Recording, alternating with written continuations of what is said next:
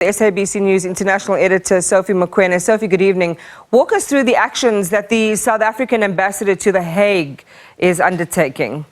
Well, clearly he has submitted this referral, and it is a document that speaks to what South Africa is saying in terms of the abuse of human rights, but also what South Africa points out as a violation of international law, and that would include the war crime.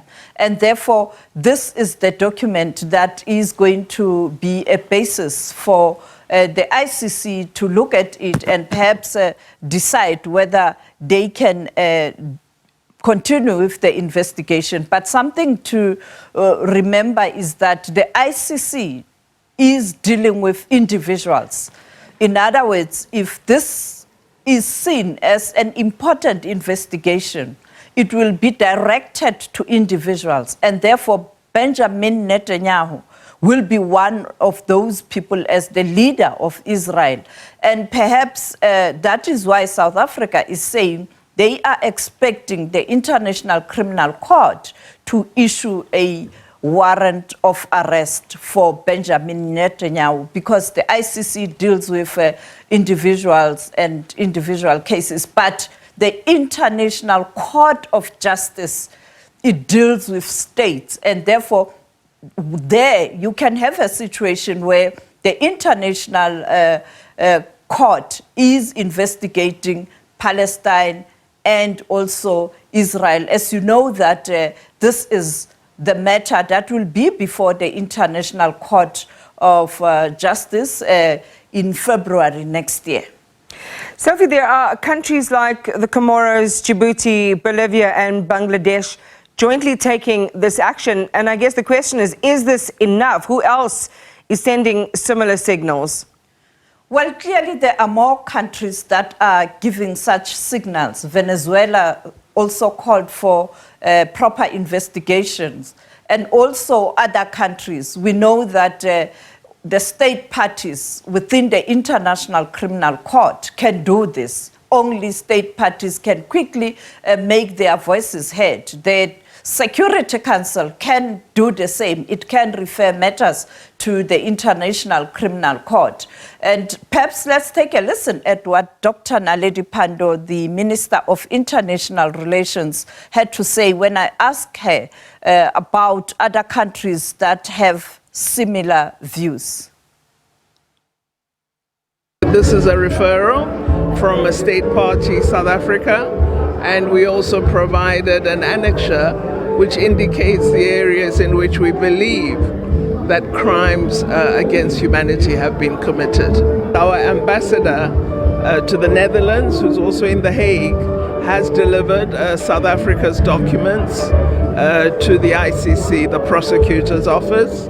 I know there are other countries that have indicated that they would follow suit. So, Sophie, again, and that ties in with what Ntshaveni was expressing earlier on, that she was confident that warrants of arrest would be issued for Netanyahu imminently. So our government certainly seems to have that confidence. What is the latest, though, as all of these diplomatic efforts are being undertaken to stop in the immediate time frame Israel's bombardment of Gaza? We know that there are reports that there are discussions to release some of the hostages, 50 of them, and that will lead to 5 days where there will be a ceasefire. But there are negotiations, and Shawan Bryce-Pease is investigating this issue from the United Nations. But we see other efforts. Tomorrow there's an extraordinary meeting of the BRICS countries. You know, that is South Africa, China, India, Russia, Brazil, and they are going to discuss this issue. Now, this is very interesting because you have Russia, and I can't see President Putin holding back in terms of weighing in on double standards.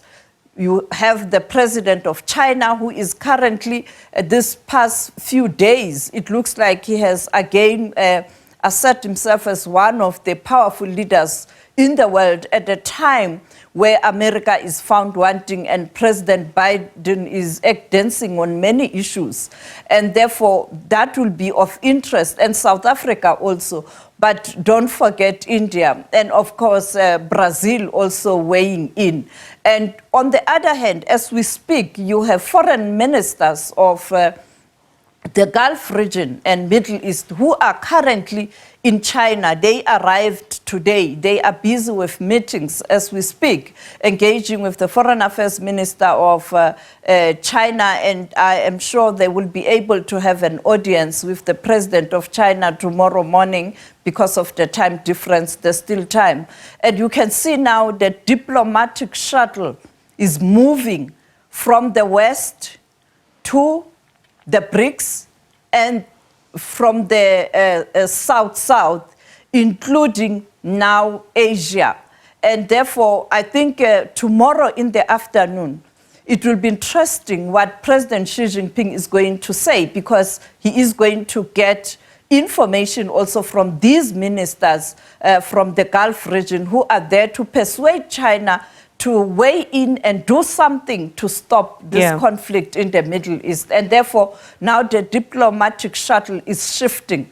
And now the South-South is putting its foot firmly on trying to find a solution. And we know what's the view of the South-South in relation to the Middle East question, including South Africa. International News editor Sophie Mokoena, thank you very much for that update today. It follows the latest cabinet briefing.